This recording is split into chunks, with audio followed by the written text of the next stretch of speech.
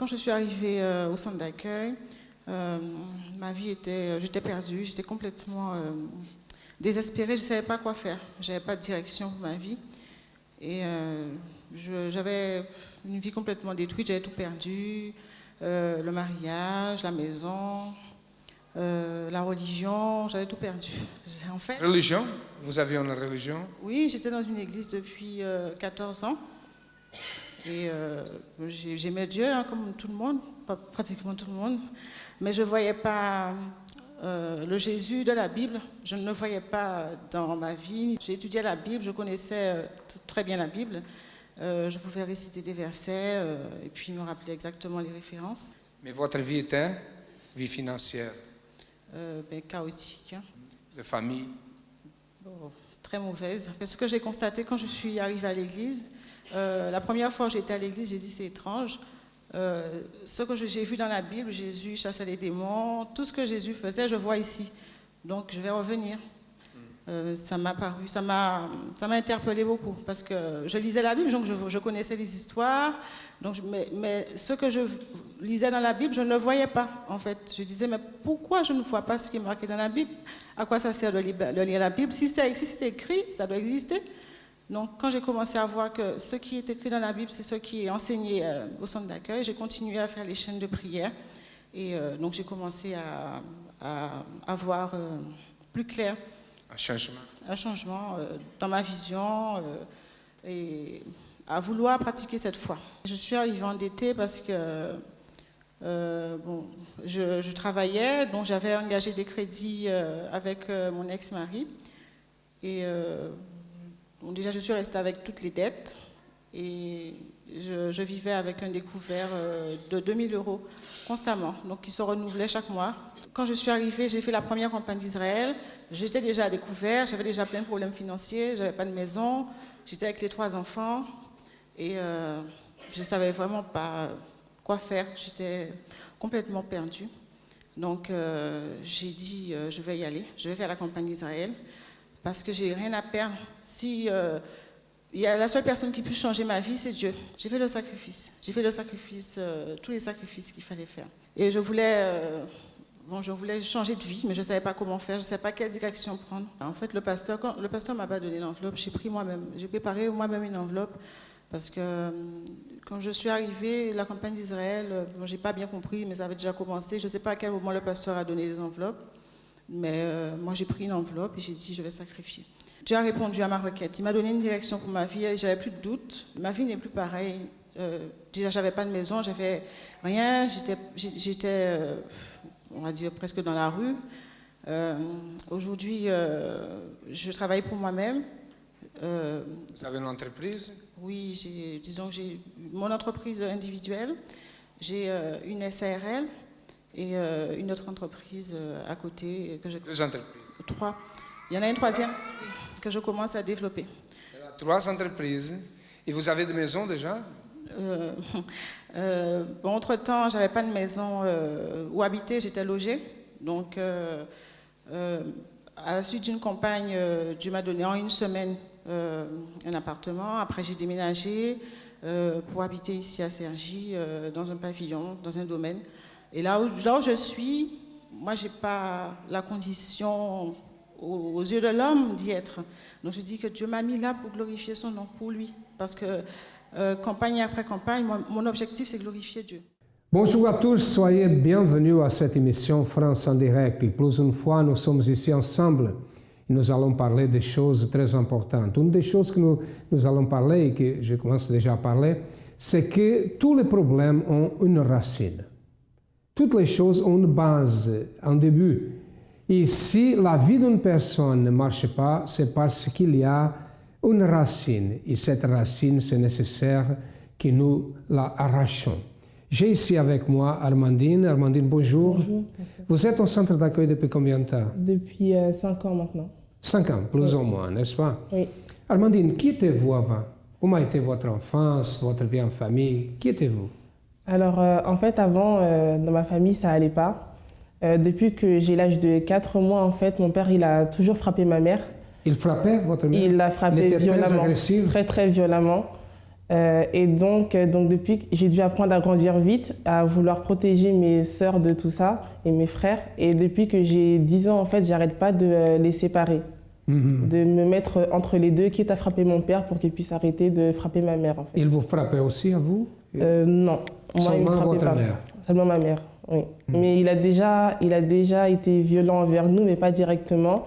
Il nous a déjà balancé des projectiles sur nous, en fait, en voulant viser ma mère, mais ça nous a touchés, nous les enfants aussi. Ok, nous avons ici le début de l'histoire d'Armandine. Son problème, la racine du problème qu'elle avait, était, quand elle était petite, son père agressait sa mère. Et vous savez, quand un enfant elle grandit avec cette pensée, ces images qui sont gardées, certainement, il aura des problèmes. Nous allons savoir d'ici à quelques moments. Nous allons faire un petit intervalle et après nous retournerons.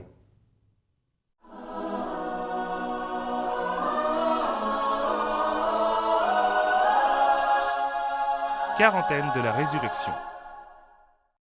40 jours dédiés à votre esprit. Dans cette quarantaine, mettez en pratique les 40 pas que nous allons présenter et qui vont contribuer au renforcement de votre esprit. 34e jour.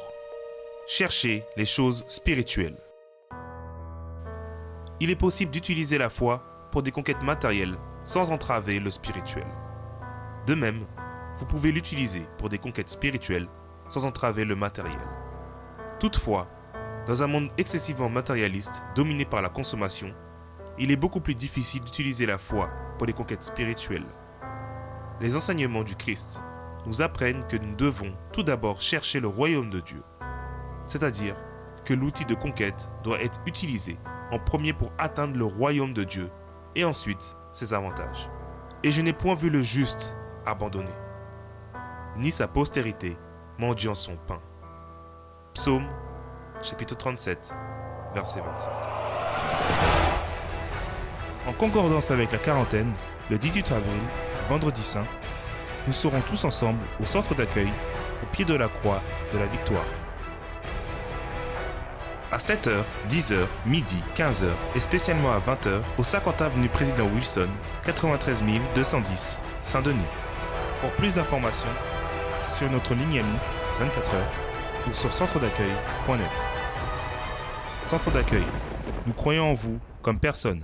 Vous êtes quelqu'un qui a un problème d'enfance, un problème de famille, il avait des agressivité dans votre vie quand vous étiez un enfant, ou vous avez vu les agressions entre vos parents. Avez-vous des problèmes aujourd'hui à cause de ça? Nous allons écouter ce qui s'est passé avec Armandine. Armandine, comment était votre vie? Vous avez grandi avec cette image, n'est-ce pas? Oui, en fait, l'image de votre père qui agressait votre mère, n'est-ce pas? Oui, donc en conséquence, j'ai dû en fait oublier toute mon enfance. En gros, pour moi, ma vie, elle commence qu'à 13 ans. Parce qu'avant, les seules images que j'ai, en fait, c'est les images de mon père qui frappe ma mère. Et donc, ça fait que j'ai développé une haine contre lui. Et je me disais que, en gros, pour moi, si je me mariais plus tard, je ferais tout pour que soit je sois avec personne, ou soit que ce soit absolument une personne pas comme lui, en fait. Limite, j'avais un peu la haine contre les hommes aussi. Vous avez la haine? Oui. Ça veut dire que ça a agressé, ou soit ça a changé, a touché votre caractère? Oui, ça m'a... Et comment était votre vie? Qui étiez-vous? Mais j'étais une personne qui d'apparence était heureuse parce que j'avais des très bonnes notes à l'école, tout allait bien. À l'école, j'avais toujours le sourire, je montrais que moi, ça allait. Mais dès que j'arrivais à la maison, je m'enfermais dans ma chambre et je me mettais à pleurer toute seule sur mon lit dans le noir en me disant que j'étais une bonne à rien, je servais à rien, que j'aimais pas du tout comment j'étais. En fait, je m'assumais pas du tout. Vous n'avez pas la joie de vivre, c'est ça? Non. Non. Vous n'avez pas des objectifs pour le futur? À part un objectif professionnel, vu que j'avais des bonnes notes à l'école, mais c'était pas vraiment fondé. C'était parce que les gens me disaient que j'avais les capacités, donc je voulais croire à ça. Mais au fond, j'y croyais pas parce que je croyais pas en moi-même. Comment avez-vous connu le centre d'accueil? Alors en fait, c'est ma mère qui m'a ramenée. Elle est venue une fois et ensuite elle nous a invités. Elle est venue avec nous les enfants et depuis ce jour-là, je suis venue. Comment votre mère vous a convaincu à venir à l'église? Alors, elle est venue premièrement, n'est-ce pas? D'abord, elle-même, elle est venue. Ensuite, nous, on est venus, elle est venue avec toute la famille. Et c'est moi qui ai été directement touchée par la parole. On était venus un jeudi, justement, pour la famille. Et la prière que j'ai entendue, ça m'a touchée parce que je me suis sentie visée, en fait, par la parole. Et depuis, je n'ai jamais quitté. C'est de moi-même maintenant que je viens. Est-ce que Dieu a fait quelque chose dans la vie de votre mère, au centre d'accueil? Elle a un témoignage, votre mère? Ma mère, oui. Ma mère, elle a eu un grand changement déjà au niveau de son caractère. Parce qu'avant, par rapport à mon père, quand mon père il l'agressait, elle répondait aussi. Et maintenant, elle a appris à se contrôler. Parce que lui, avant, il venait à l'église et maintenant, il ne vient plus du tout. Et nous, en fait, au début, on ne savait pas comment réagir face à cela. Et ma mère, elle s'énervait. Donc mon père, en fait, il disait qu'elle vient à l'église, mais en gros, on ne voit pas le changement en elle. Mais maintenant, comme maintenant, elle a changé, elle est devenue plus calme. Ça veut dire que le centre d'accueil vous a aidé? Beaucoup. Et de la même manière que le centre d'accueil a aidé Armandine, sa mère, sa famille, Dieu peut faire dans votre vie.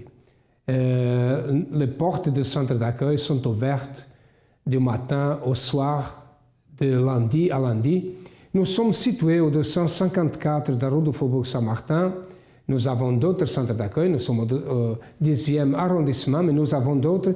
Si vous avez besoin de notre aide, nous sommes là pour vous aider. Cherchez le centre d'accueil le plus proche. D'ici à quelques moments, nous retournerons pour continuer à parler avec Armandine. J'ai un petit frère qui est né autiste en fait. Et pour moi, en fait, à l'intérieur de moi, ça me causait de la colère. Donc en fait, j'avais de la colère, j'avais de la tristesse à l'intérieur de moi. Donc je m'entendais pas du tout avec mes parents. À la maison, ça allait vraiment pas. J'étais très insolente avec ma mère surtout. Je la respectais vraiment pas du tout.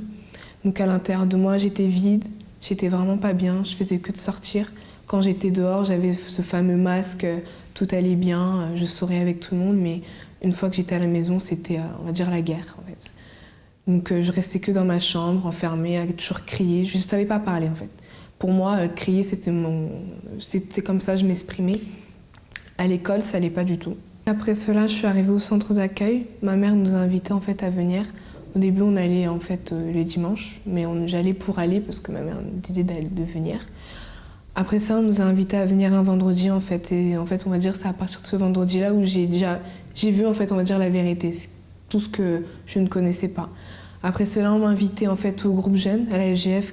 Il y a un responsable, en fait, qui est venu me parler, en fait, pour savoir comment j'allais, quel était mon problème. Il m'a donné son témoignage.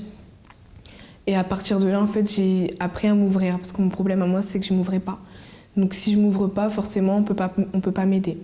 Donc à partir de là, je me suis ouverte, j'ai commencé à parler, à dire les problèmes qu'il y avait à la maison. On m'a donné des conseils, on m'a donné les directives à faire. Et à partir de là, en fait, j'ai commencé la campagne d'Israël pour ma vie professionnelle. Parce que pour moi, j'étais déjà à la fin de l'année pour mon examen, pour obtenir mon BEP en fait. Et pour moi, je n'allais pas l'avoir. Ça, je le savais parce que je me suis dit, dans toute l'année, j'ai rien fait. Et c'est pas comme ça, je vais l'avoir. Donc en fait, j'ai agi ma foi, j'ai fait la campagne d'Israël. J'ai vraiment cru en tout ce qu'on m'a dit en fait. J'ai vraiment cru déjà en ma capacité. Dieu merci, j'ai pu obtenir mon examen. J'ai commencé en fait à travailler en moi. Ça veut dire à venir déjà tous les vendredis, à faire les chaînes de prière pour être délivrée de toutes les mauvaises choses. J'ai coupé beaucoup de choses en fait. Ça veut dire les garçons, tout ce qui je voyais qui me nuisait en fait à l'intérieur de moi. Donc j'ai véritablement commencé à travailler à l'intérieur de moi. J'ai véritablement commencé à me vider en fait, à être sincère avec moi, à pardonner, à aussi changer à la maison de comportement, que obéir en fait à mes parents, parce que ça c'était une chose que je ne faisais pas du tout.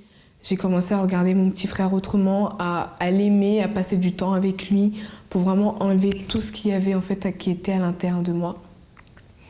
J'ai commencé aussi à vaincre mes mauvaises pensées que j'avais, parce que je vivais beaucoup par mes pensées en fait.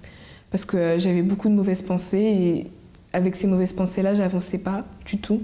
J'avais beaucoup de doutes et grâce à Dieu, aujourd'hui, j'ai plus ces doutes-là. J'ai plus de vide à l'intérieur de moi ou la tristesse. Quand j'arrive chez moi, je suis très bien avec mes parents. Avec mes parents, ça se passe très bien. Vraiment, il n'y a plus aucune querelle. C'est vraiment en fait différent en fait à la maison. Quand vraiment j'arrive à la maison, je suis vraiment contente. C'est plus comme avant où quand j'arrivais à la maison, j'avais vraiment pas envie. J'allais directement dans ma chambre.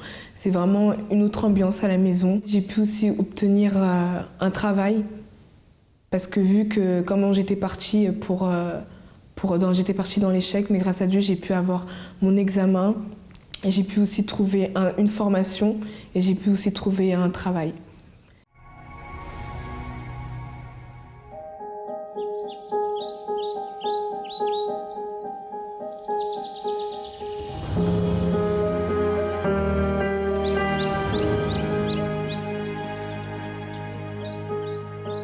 Ce qui a le plus attiré mon attention au centre d'accueil, c'est qu'on ne m'a pas jugé. On m'a simplement ouvert les bras et on m'a accueilli. C'était différent, totalement différent.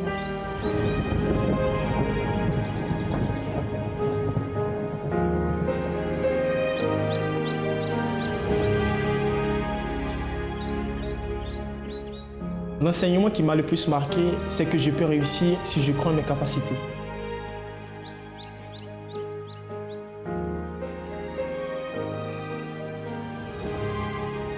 Quand les personnes arrivent au centre d'accueil, elles peuvent vraiment changer.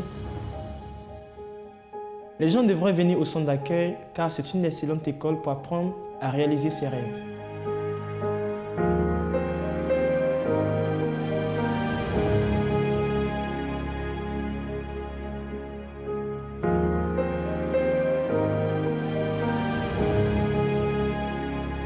Avant d'arriver au centre d'accueil, j'étais une fille qui était séparée de sa mère. Je vivais avec mon père. Et en grandissant, j'ai eu un caractère d'autorité. J'aimais m'imposer. Et une fois grandie, adolescente, je suis partie chez ma mère. Et ma mère, elle avait des enfants. Ces enfants, mes frères, ils étaient adolescents aussi. Et lorsque je suis arrivée dans la maison de ma mère, je voulais que tout soit comme chez mon père. Et mon frère, qui était considéré avant l'aîné de la maison, il n'acceptait pas mon autorité. Et un jour, en se querellant avec mon frère, il m'a porté main. Donc on s'est battu et ma mère n'était pas présente ce jour-là. À son arrivée, moi, j'attendais que ma mère nous fasse asseoir en disant à mon frère « Pourquoi tu agis de telle façon devant ta sœur ?» Et ma mère ne l'a pas fait. Ma mère, elle a préféré parler à mon frère. Et moi, j'ai dû entendre ce jour-là. J'étais dans ma chambre. Et en moi, je me suis dit « Ma mère préférait mon frère que moi ». En moi, il y a eu tout de suite de la haine dans mon cœur. Et un jour, ma mère, elle a essayé de me parler de ce sujet. Et on peut dire, j'ai dit à ma mère toute la haine que j'avais pour mon frère. Je lui ai dit, plus jamais, lui et moi, on va se parler, même lorsqu'on va mourir. Après, je me suis retirée de mes frères. J'aimais plus ma mère comme avant. C'était quelque chose qui m'étouffait maintenant dans ma vie. Dans la maison, il n'y avait plus d'ambiance. J'étais tout le temps enfermée dans ma chambre. Au niveau de la santé, j'avais un grand problème. Un grand problème parce que je faisais des crises spontanées. J'avais des douleurs spontanées.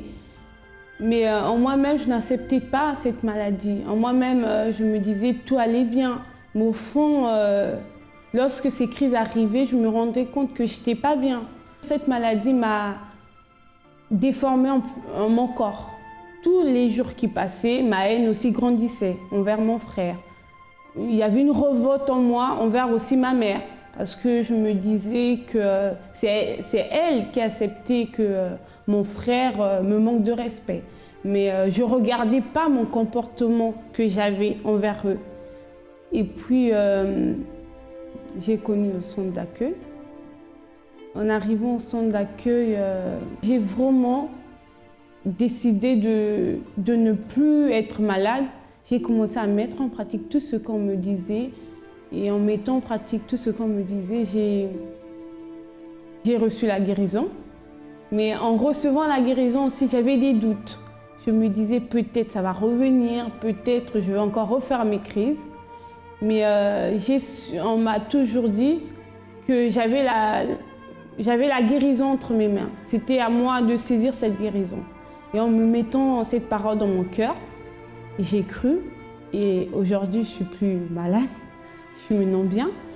J'avais aussi toujours du mal à accepter que je devais pardonner à mon frère. Après, à la FJF, parce qu'au centre d'accueil, je suis rentrée à la FJF. À la FJF, on nous demandait de regarder d'abord nous, au lieu de pointer le doigt vers l'autre, c'était d'abord nous, d'abord. J'ai commencé à regarder mon comportement envers mes frères.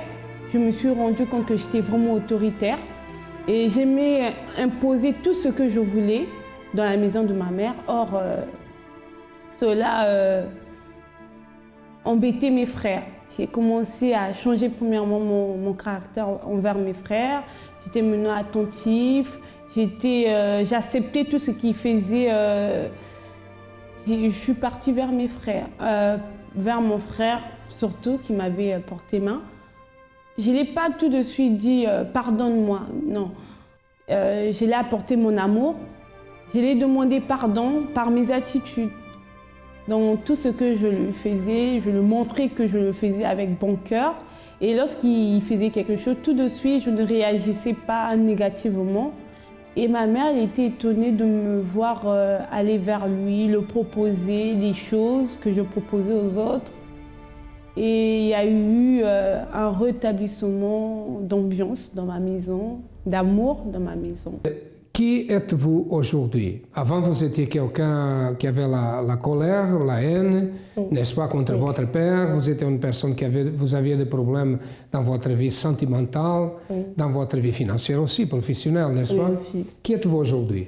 Alors aujourd'hui, je suis quelqu'un qui a appris à me donner de la valeur sans dépendre de ce que les autres pensent. J'ai appris à assumer ce que j'étais, ce que je suis. J'ai plus la haine contre mon père, bien au contraire, aujourd'hui, je suis en train de lutter pour qu'il puisse venir à l'église aussi. Et professionnellement, à l'école, je suis en train de suivre un bon cursus scolaire, je fais des bonnes études et j'ai parallèlement aussi un travail en CDI. Une personne complètement transformée. Complètement. J'ai la joie. Qu'est-ce que le centre d'accueil représente pour vous?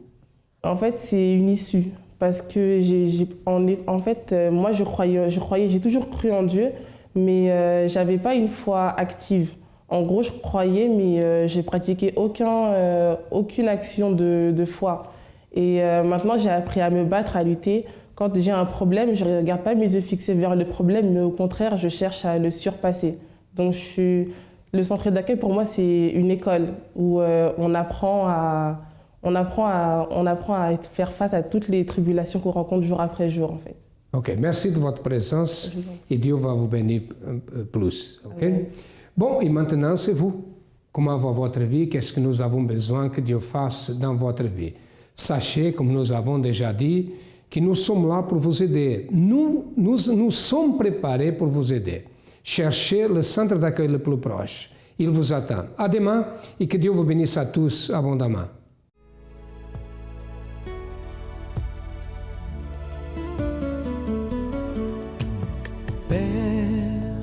Je sais que tes yeux parcourent la terre afin de chercher quelqu'un qui t'adore en esprit, quelqu'un qui t'adore en vérité. Père, tout comme tu choisis David, viens et répands sur moi aussi de l'huile précieuse de l'onction. Fais de moi un serviteur selon ton cœur. Trouve en moi un vrai adorateur, en vêtements blancs d'honneur. Je veux contempler ta face, ô Père. viens y oint mon offrande d'amour, car je t'abandonne mon cœur, mon Dieu, mon Père. Trouve en moi, Seigneur, un vrai adorateur. Trouve en moi un vrai adorateur, en vêtements blancs d'honneur. Je veux contempler ta face, ô Père. Viens y oindre mon offrande d'amour, car je t'abandonne mon cœur, mon Dieu, mon Père. Trouve en moi, Seigneur, un vrai adorateur.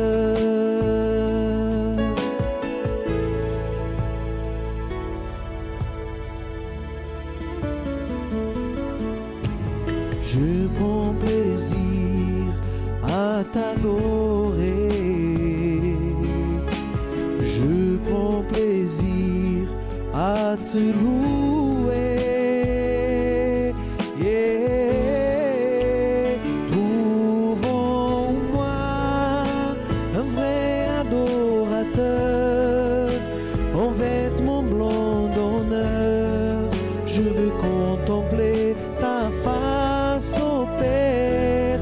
Viens y oindre mon offrande d'amour, car je t'abandonne mon cœur, mon Dieu, mon Père. Trouve en moi, Seigneur, un vrai adorateur. Trouve en moi, Seigneur, un vrai adorateur.